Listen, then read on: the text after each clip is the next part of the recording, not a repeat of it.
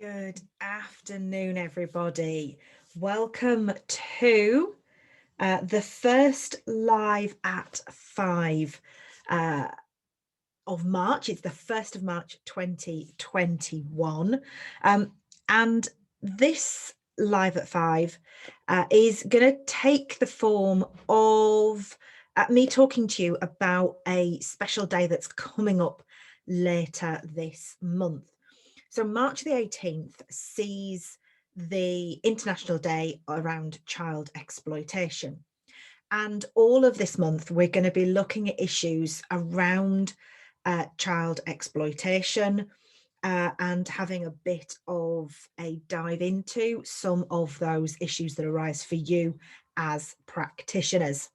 My name is Kate Young and I'm the founder and CEO of the Safeguarding Association, and we're specialists in working with safeguarding professionals, lead professionals who work with those aged 15 to 25.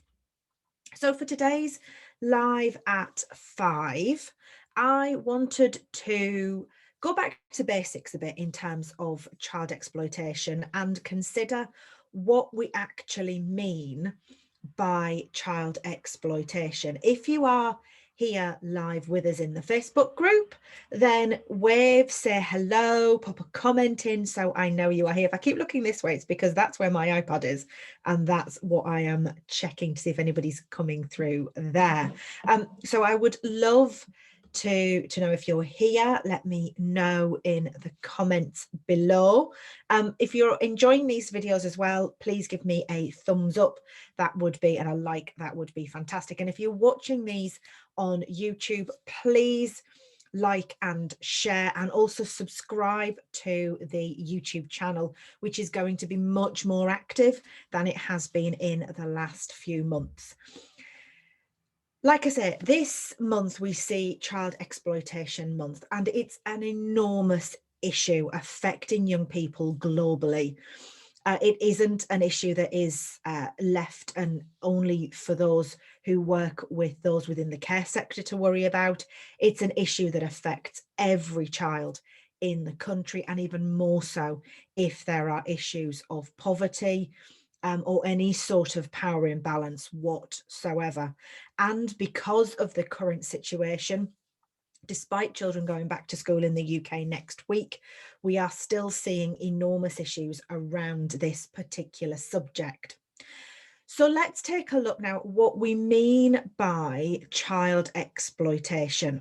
And because I know we've got practitioners from around the world watching this, I'm going to use the Save the Children definition for today's webinar. I will be talking at our Lunch and Learn on Wednesday about child exploitation in more detail, and we will be looking specifically there at the UK situation, certainly England's situation, and I would love you to join us for the Lunch and Learn on Wednesday, the 3rd of March at 1:30.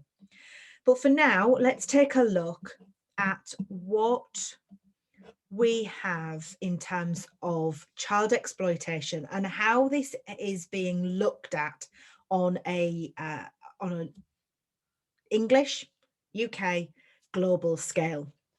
Now, some of you may be thinking, why is she calling it child exploitation? Aren't there two types of exploitation? Don't we talk about child sexual exploitation, child criminal exploitation? The honest answer is, we as professionals are being encouraged to talk about child exploitation, regardless of whether that is sexual or, I'm going to call it, economic, for reasons I will explain in a moment. What we're talking about in terms of child exploitation is where a young person is being, and for this we're talking children, so under 18, are being used for somebody else's advantage, for their profit, maybe for their pleasure or gratification. And what that can lead to is really awful situations for young people. It can have enormous impact on their mental health, their physical health, their education and their attainment. And it can involve situations of victimization, oppression, ill treatment. It is an abuse. And it can also include elements of coercion or controlling behaviour. So the two areas that we are aware of, the first one is child sexual exploitation. And many of you as professionals will probably be well aware of the issues around in Rochdale and issues that were arising now in Rotherham, Telford, other areas. And that's where, in terms of child sexual exploitation, there is this imbalance of power, and there is a legal definition for that, which we're going to look at in more detail next week. But we're talking here in terms of sexual exploitation where there is a power imbalance. Young people aged 16 plus, and so we've got this, even if there is consent or appears to be consent, it can still be an exploitative situation. It still can be a criminal situation. The second area is economic exploitation. Now, in England, we tend to use the phrase criminal exploitation, and that's very much a part of this. But I quite like the phrase economic exploitation, because I think for me, it brings in the other areas that we've got here. Criminal exploitation, we can think of sometimes as being where young people are drawn into gangs, they get involved in county lines because they're coerced into that world. But actually, exploitation can be children being exploited to go to work. They can be asked to or forced to go and become part of child labour.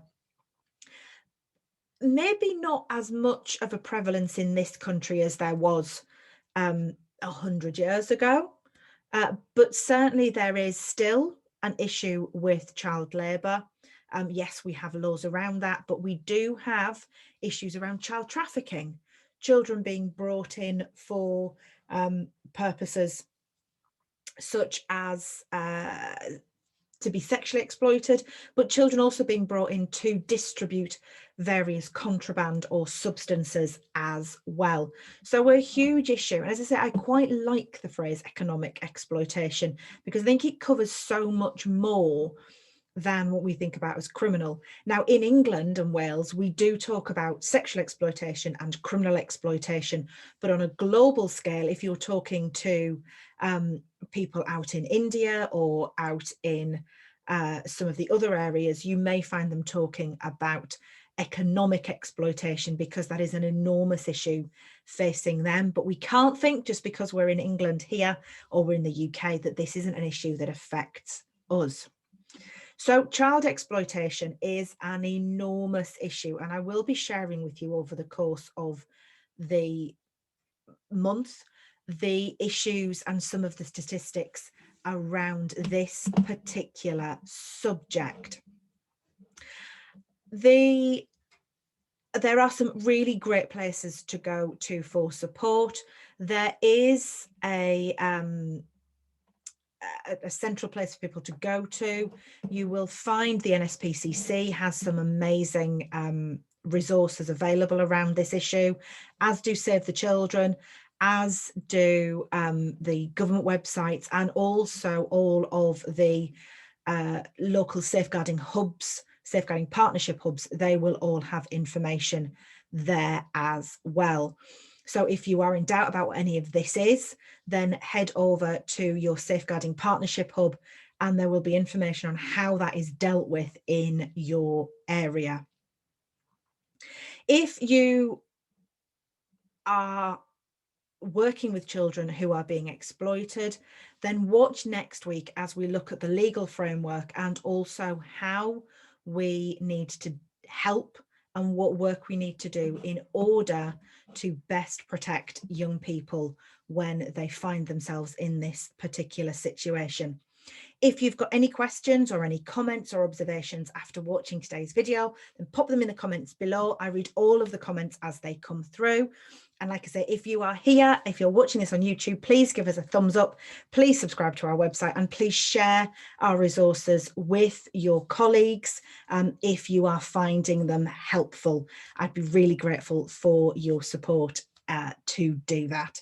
Until next week, have a safe week. If you're in England, I wish you the best of luck for children returning on Monday, and I will see you next Monday to look further into this issue of child exploitation, again live at 5.